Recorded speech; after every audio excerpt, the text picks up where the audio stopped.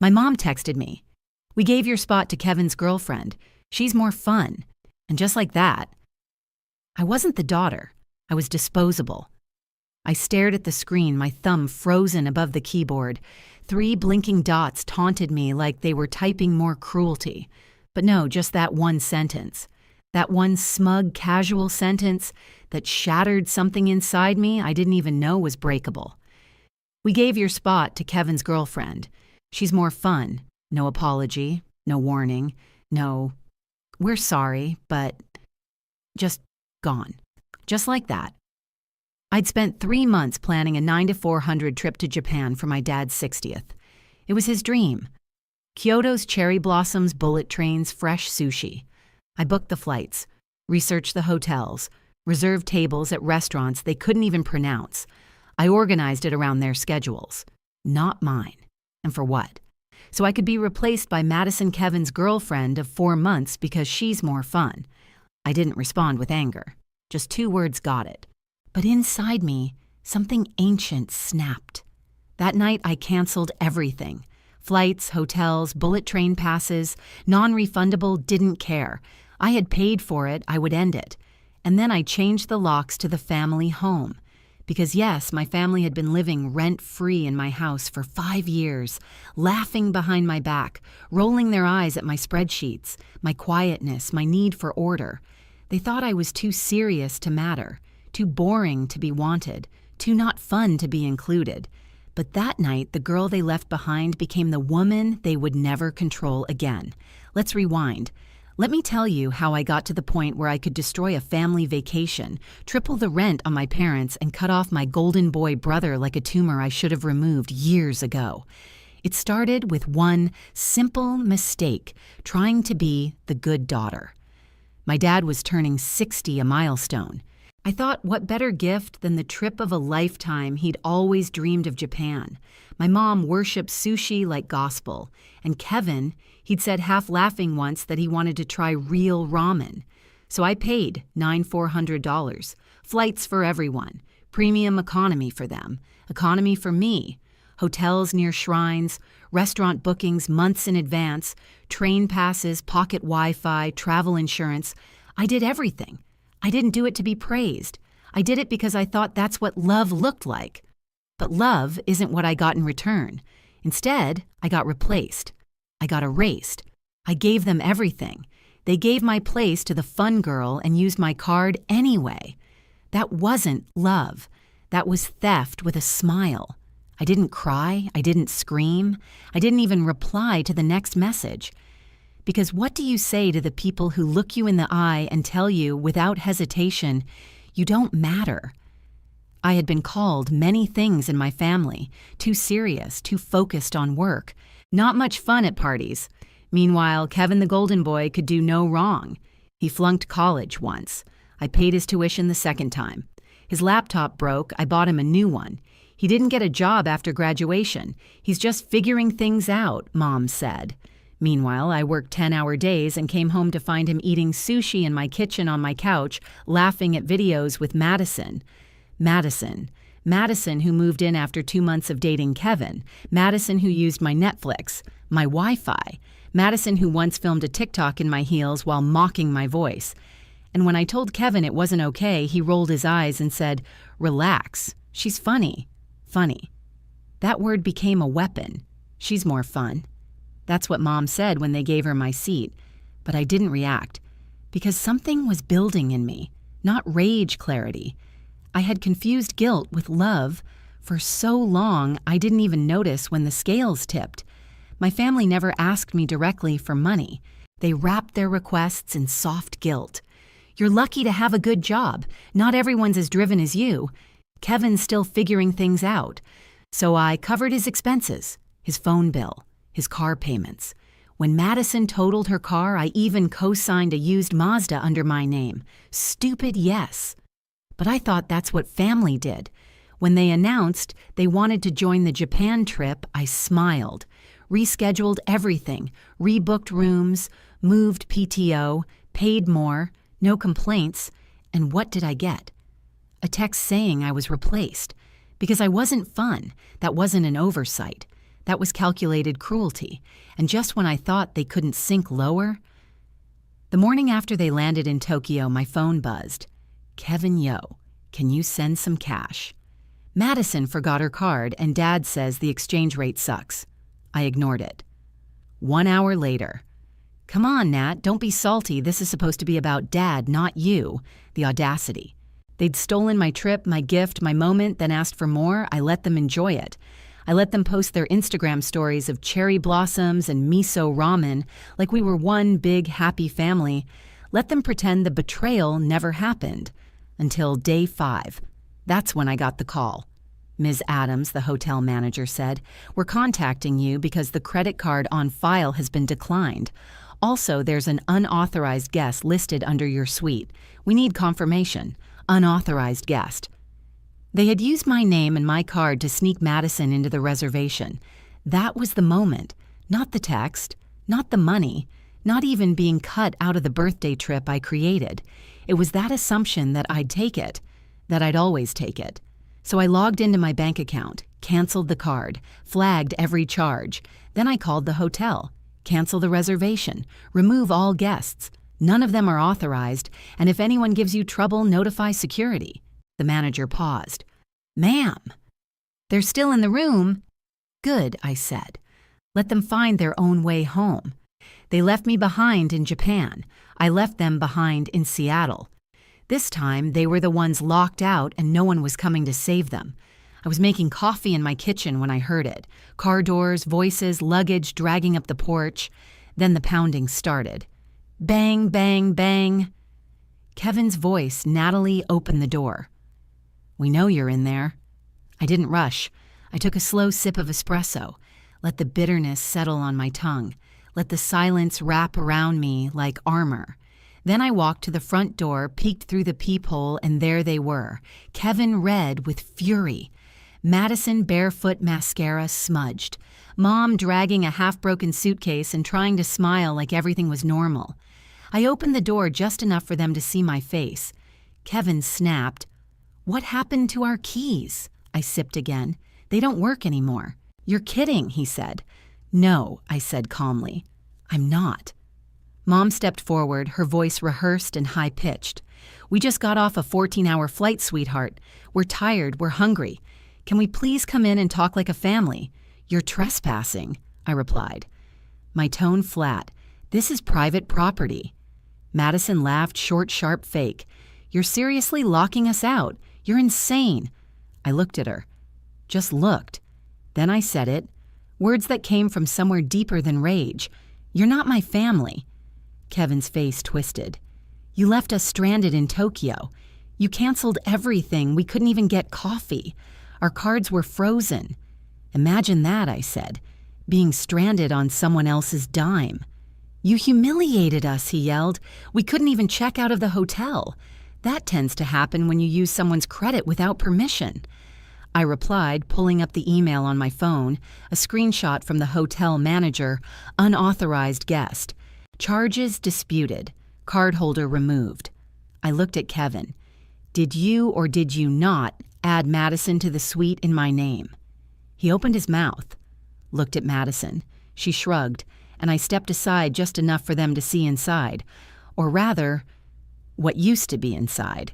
The couch gone, dining table donated, TV packed away, the life they lounged in, erased. Mom gasped. You emptied the house, correction. I said I reclaimed it. Kevin clenched his fists.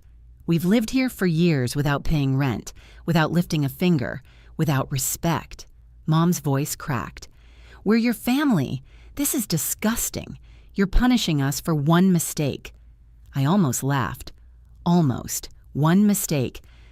You stole my vacation, used my money, erased me from my own plans, and you want to call that a mistake. Madison rolled her eyes. You're just bitter. We had a better time without you. That's when I stepped fully outside, closed the door behind me. You think this is about Japan? I said quietly. This is about years of silence, of sacrifice, of being the only one holding everything together while you all took and took. And now that it's gone, you're mad that I stopped bleeding for you. Kevin blinked. So what? We're homeless now. I pulled a folded lease from my coat pocket. You've got 2 weeks. Rent's tripled. Utilities are your responsibility. Guest suite's locked. You stay, you pay. You can't do this, Madison snapped. You can't just evict us. I smiled. I did. Your card declined this morning at the coffee shop. I got the notification.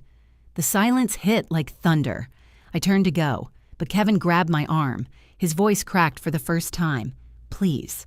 You don't understand. I don't have anywhere to go. Madison thought this trip would make us closer to the family. She didn't mean to hurt you. Madison didn't even defend herself. She just stared at the pavement. I looked at Kevin, really looked, and I felt nothing. You were my brother, I said, and you traded me for convenience. That's not family. That's exploitation. Then I walked back inside, locked the door, and left them in the cold. They expected a meltdown, a guilt trip, a last-minute rescue, but I gave them something far more terrifying: silence. Day 1, nothing. No texts, no calls, no apology notes under the door. They thought I'd crack, thought I'd rush out with blankets and comfort food, say something like, "Let's talk about this." But I didn't. I made myself breakfast, brewed my coffee, sat alone in a kitchen that finally felt like mine. The quiet was jarring, almost unnatural. But underneath the stillness, something profound settled in my chest. Peace. For the first time in years, I didn't have to brace myself for the next ask. I didn't flinch when my phone buzzed. I didn't live with one foot in self-defense. But of course, the silence didn't last forever. By day 4, my phone finally lit up. "Mom, can we talk? I'm sorry about what happened. We all made mistakes. Please don't do this to your father." I stared at the screen, not with rage, with resolve. I didn't respond, not because I was being cruel, but because I had nothing left to explain. I owed them nothing. Not an apology, not an opening, not even a reply. And that's when the unraveling began. Madison tried to buy coffee downtown, declined, twice. I got the notification and smiled. She posted an Instagram story, "Some people are just vindictive," then deleted it 10 minutes later. 1 week later, rent was due. I received an email from the shared family account. "Hi, we're struggling with the new rent. Could we discuss some kind of compromise?" No names, no signatures, just fear. I ignored it. Then came the part that made me pause, not with pity, but with recognition. Kevin got a job, not a tech job, not a startup, a towel boy at the gym. A mutual friend sent me a picture. Kevin folding bath towels in a navy polo, eyes blank, posture tired. This man who once mocked my boring spreadsheets and robot routines was finally learning what survival looked like without a safety net. And me, I moved. Left the house behind, signed a lease for a small loft downtown, tall windows, empty floors, a white sofa, a real sense of stillness, no hand-me-down guilt, no Madison on my Wi-Fi, no Kevin with his feet on my coffee table. I woke up at 7, worked remotely, walked to the market, slept better than I had in 10 years. And most of all, I breathed. No one asked me to cover their groceries. No one guilted me into co-signing loans. No more. It's your brother, Nat. How can you say no? That silence. It wasn't empty. It was earned. Then came the next text. "Kevin. I know I messed up. I really do. Mads left. She said she didn't sign up for this. I get it now. You were right." I stared at it. This was the same Kevin who told me I was too uptight, too serious, not fun enough to matter. Now he was alone. No girlfriend, no job security, no place to crash, just consequences. And still, I didn't reply. Because for once in my life was his responsibility, not mine. They stole my seat, my money, my voice, and now they wanted my house. That's when I stopped being quiet and started being dangerous. It came in a white envelope, no return address, just my name, typed, cold. Inside a letter from a lawyer. My parents were claiming partial ownership of the house, my house. According to them, they had made verbal contributions over the years. No receipts, no paperwork, just entitlement dressed up as legalese. My attorney reviewed it, then looked at me and said, "So far they've submitted nothing." I laughed. Not because it was funny, because it was so absurd it didn't even deserve anger. They really thought that what's mine is theirs forever. That's how deep the delusion went. They believed generosity was obligation. They believed silence was consent, and now they thought they could weaponize family in court. I remembered what my mom once said long before all this: "This is a family home, sweetheart.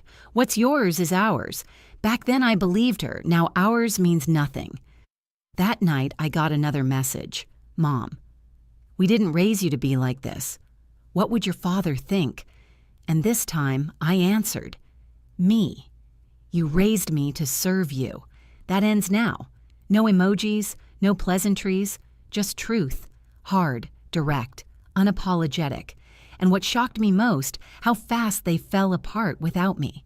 Kevin went from delivery gigs to working 10-hour shifts just to make rent. Mom started calling old friends, the same ones she used to mock for advice. Dad predictably silent. He always was. The kind of man who believed that not choosing sides was the same as keeping peace. But neutrality in a burning house just makes you another match. I stopped expecting him to step up years ago. Now I stopped expecting him to speak at all. Meanwhile, I lived. I didn't just exist, I lived. Woke up every day without bracing for impact. Didn't dread phone notifications. Didn't rehearse no in my head. I bought furniture, chose my art, cooked for one, laughed real laughs. And one day, while unpacking a final box, I found a folder labeled "Family Stuff." Inside old tickets, receipts, photos from every vacation I ever funded, me holding the camera, me booking the hotels, me driving the car, them laughing, relaxing, hands-free. And suddenly, it hit me. Every family memory was paid for by my silence.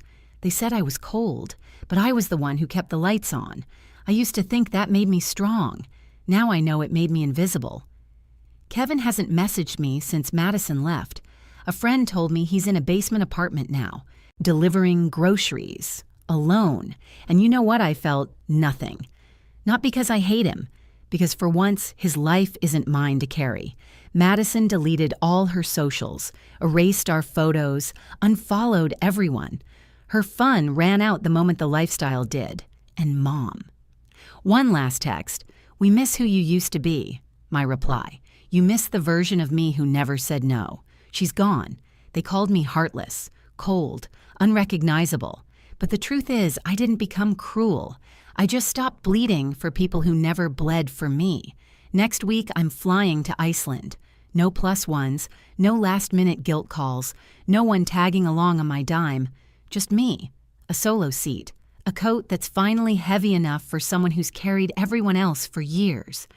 The Northern Lights were always my dream, but somehow there was always someone else's emergency, someone else's birthday, someone else's vacation paid for by my silence. Not anymore. This time I go for me. No itinerary to please anyone. No restaurant bookings for people who mock the way I pronounce sake. No guilt tucked into every hotel receipt. Just quiet and light and space. And when I stand under that glowing sky surrounded by snow and silence, I'll finally say it out loud. I am not your safety net. I am not your plan B. I am not your backup, your buffer, or your ATM. I am me. And that's enough. They think I've changed. They're right. I used to show up for everyone even when they never showed up for me. I used to mistake guilt for love, obligation for loyalty. Now I see it clearly. They didn't love me. They loved what I could do for them. The trips, the rent, the house, the silence. But now the silence belongs to me. No phone buzzing with last-minute asks, no shame-coded requests for just a little help, no one demanding explanations for boundaries I should never have had to justify. And the best part, I don't hate them. Not Kevin, not Madison, not even my mother. I just don't owe them anything anymore.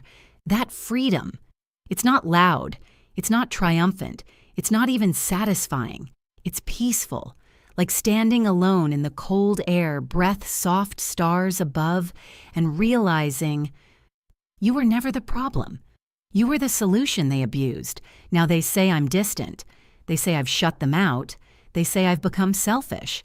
But selfish is just what they call women who've stopped being useful. I call it clarity. I call it healing. I call it mine. So next week, when I'm under the aurora sky, I'll whisper one final prayer to no one but myself. I owe no one more than I owe myself. And then I'll smile, not because they're suffering, but because I'm not. Have you ever been the one who gave too much until there was nothing left? Share your story in the comments. And if you felt this, like, subscribe, and never apologize for walking away.